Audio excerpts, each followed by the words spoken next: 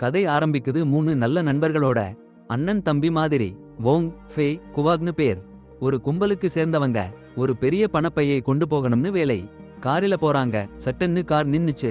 முன்னாடி பின்னாடி இருட்டு கார்கள். பணம் வேணும்னு வந்திருக்காங்கன்னு புரிஞ்சுச்சு. அப்புறம் என்ன? கத்திகை எடுத்துட்டு காரில இருந்து இறங்கிட்டாங்க மூணு பேரும். எதிரிகள் நிறைய பேர் இருந்தாலும் சும்மா சிரிச்சுக்கிட்டே நின்னுட்டாங்க. பணப்பையை ஒதுக்கி வீசிட்டாங்க. பயம் இல்லாம. பின்னாடி எதிரிகளை குழப்ப மூணு பேரும் வேற வேற திசையில ஓடிட்டாங்க. வோங் அண்ணன் நேரா போய் எதிரிகளை சந்திச்சு போராடிட்டான். துணிச்சலா? சண்டைக்கு அப்புறம் வோங் கூட அவன் அண்ணன்கள் சேர்ந்தாங்க.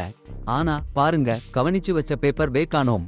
ஃபே, குவாக் சொல்றாங்க எதிரிகள் அதை கொள்ளையடிச்சுட்டாங்கன்னு. ஒன்னும் பண்ண முடியலன்னு. அதனால மூணு அண்ணன்களும் தலைவர்கள் முன்னாடி தப்பிச்சுட்டாங்கன்னு நிறுத்தி வைக்கப்பட்டாங்க. அதுலயும் மார்சங்னு ஒருத்தர் இருக்காரு. அவர் ரொம்ப அசிங்கப்பட்டாரு. அவர் வாயே திறக்கல. அந்த கும்பல் உறுப்பினர்கள் முன்னாடி கூனு ஒருத்தர் இருக்காரு. அவர் மூணு பேரையும் ரொம்ப கிண்டல் பண்ணாரு.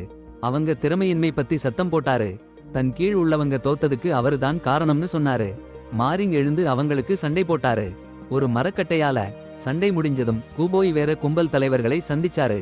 சில வாரத்துல புது கும்பல் தலைவர் தேர்தல் இருக்கு. அந்த தலைவர் எல்லா கும்பலையும் நடத்தணும். பிசினஸையும் கவனிக்கணும். கூதான் அந்த தலைவர் போஸ்ட்ல உட்கார சப்போர்ட் வாங்க முயற்சி பண்றான்னு சொல்றாங்க. அந்த பெரிய தலைவங்களை சமாளிச்சு அடுத்த தலைவனா ஆகணும்னு பார்த்தான். ஆனா அவன் எவ்வளவு பிச்சை எடுத்தாலும் மார்க் சுங் தான் சிறந்த தலைவன்னு மத்த தலைவங்க கிளியா புரிஞ்சுக்கிட்டாங்க. அவங்க எல்லாரும் எழுந்து போயிட்டாங்க. ஒருத்தனா மட்டும் வெறுமையா உட்கார்ந்துருக்கான். தோத்தவனா? அதே சமயம் வோங், ஃபேயும் குவாக்கும் சாப்பிட்டு அந்த நாள் நடந்த காரியத்துல இருந்து நிம்மதியா ஃபக் பின் பண்ணிட்டு இருந்தாங்க. அப்போதான் மாச்சிங் வந்தான். அவன் உண்மை முகம் எல்லாத்துக்கிட்டையும் வெளிச்சமாச்சு. அவன் கடுமையா கொடூரமா இருந்தான். ஆனா உண்மையிலேயே அவன் நல்லவன், கரிசனம் உள்ளவன். முன்னாடி சண்டை போட்டதுக்கு மாஃபி கேட்டான். அது கும்பலோட மானத்தை காப்பாத்துறதுக்கு அவசியம்னு சொன்னான். வோங், ஃபேயும் குவாக்கும் எல்லாத்தையும் புரிஞ்சுக்கிட்டாங்க. கடுப்பு எதுவும் இல்ல. அடுத்த இரவு வோங் ஒரு அதிர்ச்சி ஆச்சரியம் பார்த்தான். பணப்பெட்டி திருடப்படல. அவன் இளைய அண்ணன் குவாக்கும் ஃபேயும் மறைச்சு வச்சிருந்தாங்க. அவங்களை சந்திச்சாங்க. உண்மையை சொன்னாங்க. குவாக் சொன்னான் கடன் பிரச்சனைன்னு, கொள்ளைக்காரன் கிட்ட கடன் வாங்கியிருக்கான்னு. ஃபே சொன்னான் தங்கைக்கு அறுவை சிகிச்சைன்னு, அதிக பணம் வேணும்னு. வோங் தலை சுத்தி போச்சு. ரொம்ப கஷ்டமாயிருந்துச்சு. சரி, கும்பலோட காசை கடன் வாங்கி ஃபேவோட தங்கைக்கு சிகிச்சை பண்ணிக்கலாம்னு சொல்லிட்டான். சிகிச்சை முடிஞ்சிச்சு. தங்கை நல்லா இருக்கா. இப்போ காசு திருப்பி செலுத்தணும். எங்கே போய் காசு சம்பாதிக்கிறதுன்னு யோசிச்சாங்க. திருடப்பட்ட பொருட்களை வாங்குறவங்க கிட்ட போனாங்க. வேலை கிடைச்சுது. சூப்பர் மார்க்கெட்ல இருக்கிற ஒரு கடையில நகைகள் இருக்குன்னு சொன்னாங்க. அதை திருடணும்னு ஒரே இரவுல 4 பேரும் புறப்பட்டுட்டாங்க. ஆனா அதிர்ச்சி, நகைகள் இல்ல, மருந்து, போதைப் பொருள். ஆனா அப்பவே நடுங்கி போயிட்டாங்க. பிடிச்சுட்டாங்கன்னா என்ன ஆகும்னு. சரி, இனி பின்வாங்க முடியாதுன்னு முடிவு பண்ணிட்டாங்க. திடீர்னு ஒரு கூட்டம் கெட்டவங்க வந்து மருந்துகளை வாங்க பார்த்தாங்க. அடடா, என்ன சண்டை! அண்ணன் தம்பி இன்னொரு தடவை மல்லு கட்டினாங்க. அப்புறம் வோங், ஃபே, குவா கலெக்டர் கிட்ட கணக்கு கேட்டாங்க. கலெக்டர் சத்தியமா சொன்னாரு ஆமாங்க, மருந்துதான் டார்கெட். ஆனா அதிர்ச்சி, அந்த மருந்து குவாவோடதுன்னு தெரிஞ்சது. ஏமாத்தியா இருந்தாலும் கலெக்டர் சொன்னபடி பணம் கொடுத்தாரு. வோங் கும்பல் பணத்தை திருப்பி கொடுத்தாரு. மீதி பணத்தை ஃபே, குவாக் எடுத்தாங்க. ஃபே அவங்க அக்காவுக்கு சிகிச்சைக்கு, குவா கடன் அடைக்க. நேரம் காலம் பாழாக்காம வோங் மார்க் சுங் கிட்ட போய் பணத்தை திருப்பி கொடுத்தாரு. ஆனா மார்க் சுங் சும்மா இருக்கல. எங்கிருந்து பணம்னு கேட்டாரு. வோங் எல்லாத்தையும் சொல்லிட்டாரு. பணத்தை அவன் அண்ணன்களுக்கு உதவிக்கு பயன்படுத்தினதாக ஒப்புக்கொண்ட ஃபே வோங் தன் தலைமையிடம் தன் தவறை ஒப்புக்கொள்ள போகும் அவமானத்துக்கு தயாரானான். ஆனா பாருங்க, சூழ்நிலையின் கடுமையை பார்க்காம மார்க் சங் ரொம்பவும் அமைதியா, ஞானமா புரிஞ்சுக்கிட்ட மாதிரி இருந்தார். கடுப்பா ஆத்திரப்பட்டு கத்துறதுக்கு பதிலா வோங், ஃபே, குவாக் 3 பேரையும் விஷயத்தை ரகசியமா வச்சுக்க சொன்னார். வேற யாருக்கும் தெரியக்கூடாதுன்னு கட்டளையிட்டார். அந்த நேரத்துல குவாக் ஷேர் மார்க்கெட்ல போட்ட முதலீட்டுக்காக வாங்கின கடனை அடைச்சிட்டு இருந்தான். பாடம் கத்துக்கிட்டு கைவிடுறதுக்கு பதிலா ஷேர் விலை கீழே போகுதுன்னு நியூஸ் பார்த்த உடனே மறுபடியும் கூட போய் கடன் வாங்கினான். இந்தாதான் பணக்காரன் ஆயிடுவேன்னு நினைச்சான். ஆனா அவனுக்கு துரதிஷ்டம். அவன் போட்ட ஷேர் எல்லாம் தாறுமாறா கீழே போச்சு. கடன் வாங்கின பணம் எல்லாம் போச்சு. இப்ப குவாக் கடன் கொடுத்தவன் கிட்ட போய் நிக்கணும். அவன் யாருன்னா தெரியுமா? குவோ, மார்க்கோட எதிரி கும்பலோட தலைவன். சரியா கேட்டீங்களா? இன்னும் மோசமா, கொலைத்தரும். அட போங்கடா. அந்த பாவப்பட்ட கொள்ளைக்காரன் குவாக் நேத்து அடி வாங்கி செத்தான்னு நினைச்சா அடுத்த நாளே இன்னும் கஷ்டத்துல மாட்டிட்டான்.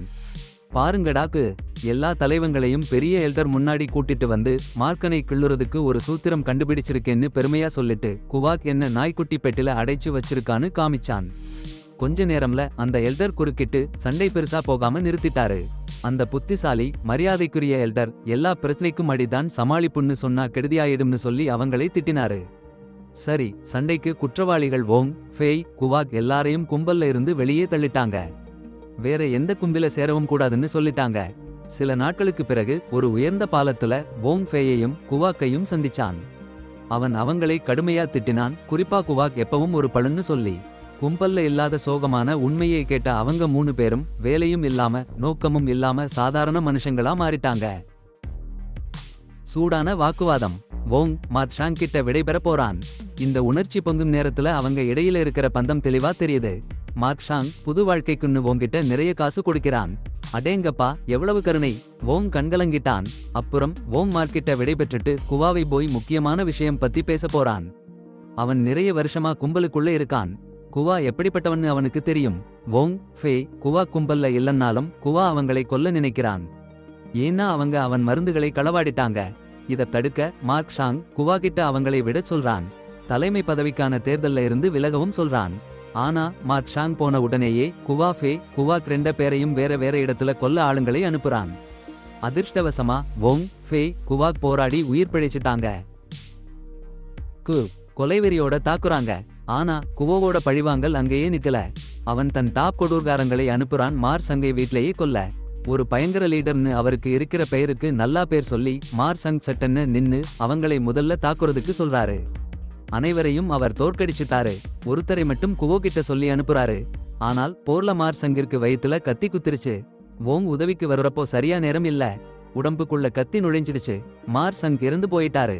வோங் எதுவும் பண்ண முடியாம அவரு பக்கத்துல அவரு கடைசி மூச்சு விடுறது வரை இருக்காரு. அடுத்த நாள் மார் சங் சடங்குக்கு நிறைய கும்பல் காரங்க வந்து மரியாதை செலுத்துறாங்க. கும்பல்ல இருந்து வெளியேற்றப்பட்டாலும் வோங், ஃபே கூட குவோ வரணும்னு வற்புறுத்துறாங்க. குவோ வந்த உடனே வோங் கூட அவன் அண்ணன்கள் தான் மார் சங்கை கொன்னாங்கன்னு நிதானமா சொல்றான். ஒரு கொடூரமான பழிவாங்கல்.